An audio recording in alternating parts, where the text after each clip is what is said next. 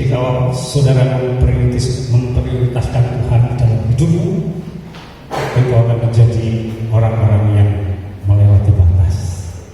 Ya, Yosua 1 ayat yang kelima, mari kita baca sama-sama dan nanti kita siapkan Yosua 3 ayat yang ke-7.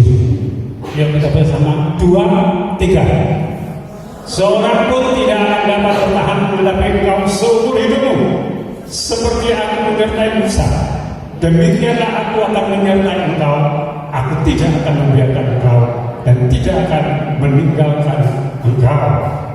Yosua 3 ayat 7. Ya, 2, 3. Dan Tuhan berfirman kepada Yosua, pada hari inilah aku memulai membesarkan namamu di mata seluruh orang Israel, supaya mereka tahu bahwa seperti dahulu aku menyertai Musa, demikianlah aku akan menyertai engkau.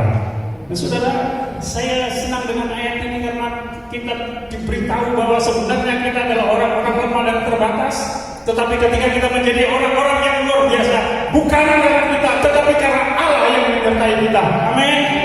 Nah, saudara, itulah yang Tuhan kehendaki di dalam setiap kehidupan kita. Nah, pada ayat ini kita jelas bahwa setiap orang yang dipakai oleh Tuhan atau yang berjalan dengan Tuhan adalah orang-orang yang memprioritaskan Tuhan, seperti Musa dan Yosua. Mengapa kita harus memprioritaskan Tuhan? Ya, oke. Next, 1. Semua orang itu terbatas. Karena kita terbatas, kita perlu mempersudah Tuhan. Sebab memang kita punya batasan masing-masing, dan tidak ada seorang manusia yang bisa melewati batasnya. Nah, saudara, sehingga kita manusia itu tidak akan bisa membuka apa-apa di dalam pikiran kita. Tanpa Tuhan kita tidak bisa mengerti segala sesuatu. Tetapi karena dengan Tuhan membuka pengertian-pengertian di dalam hidup kita. Dan sangat salah mengisi kehidupan kita prioritas yang benar.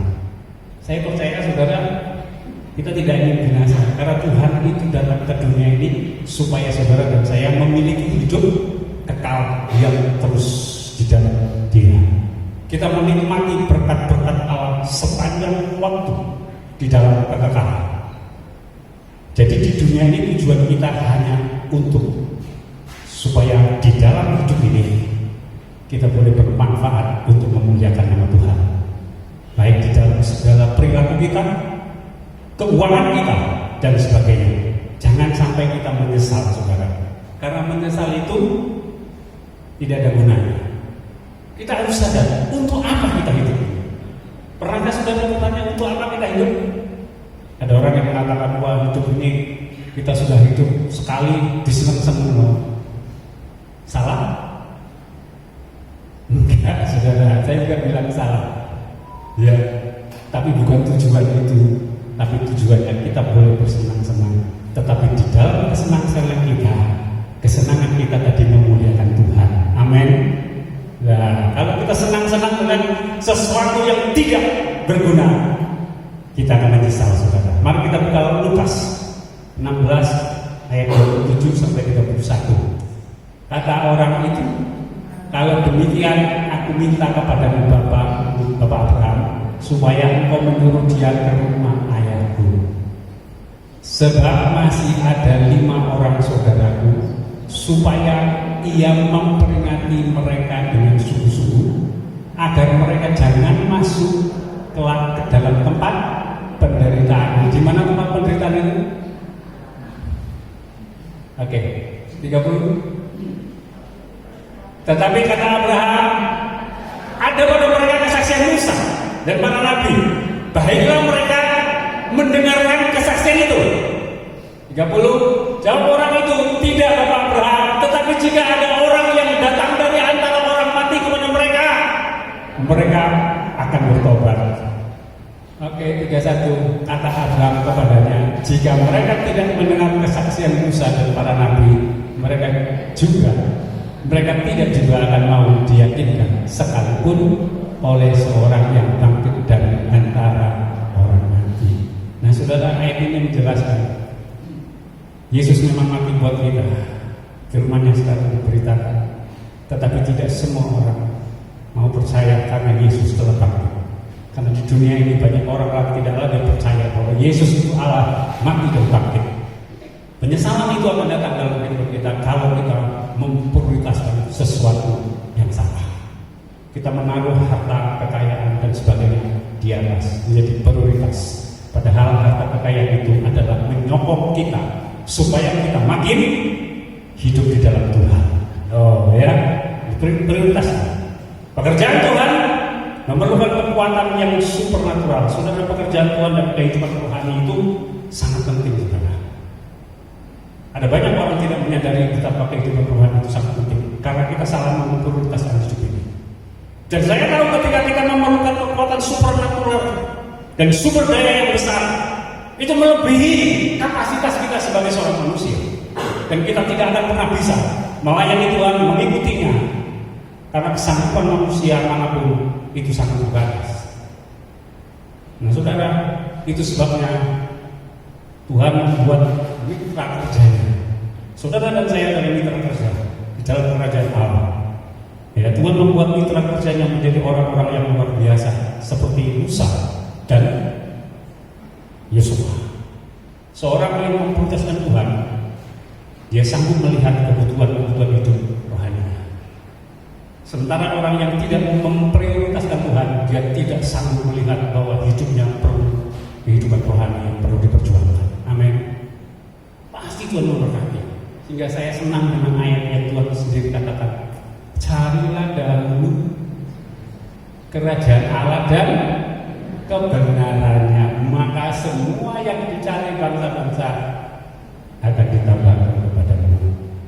Mari kita jangan salah mempersiapkan hidup kita di dalam hidup ini. Amin.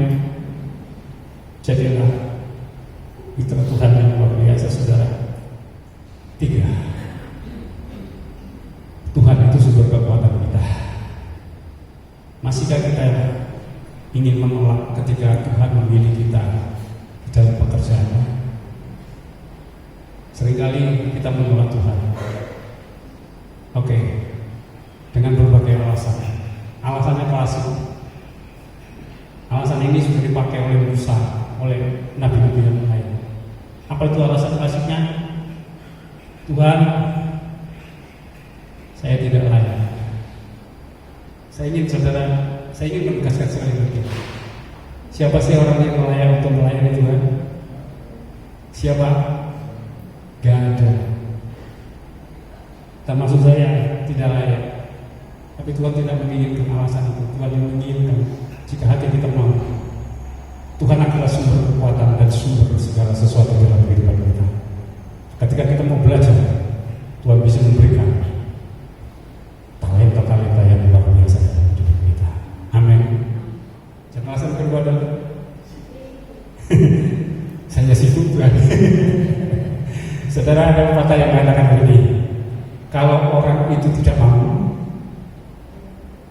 alasannya 1001 macam alasannya, termasuk sibuk macam-macam, ya kan? Persepuluhan adalah pintu berkah. Ini tidak dipahami oleh semua orang. Emang Tuhan butuh kok kita? Kita mau jadi mitranya Allah. Kita mau membesarkan pekerjaan Allah di bumi. Pekerjaan Allah di bumi itu membutuhkan tenaga dan dana. Persepuluhan bukan miliknya pendeta, saudara. Amin. Itu yang saya pahami. Saya tidak komentar kalau yang lain-lain.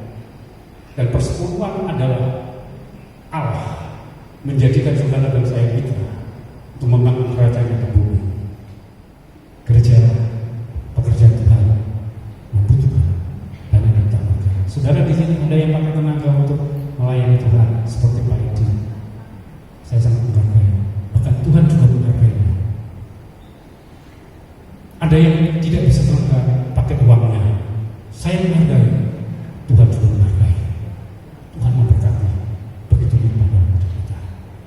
Jangan saudara berpikir yang negatif. Kalau itu bisa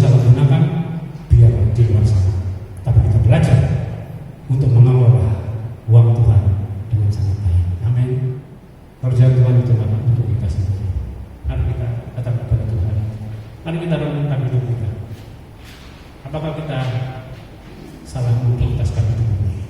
Mari kita perbaiki saudara. Tidak ada yang terlambat dalam hidup ini. Amin.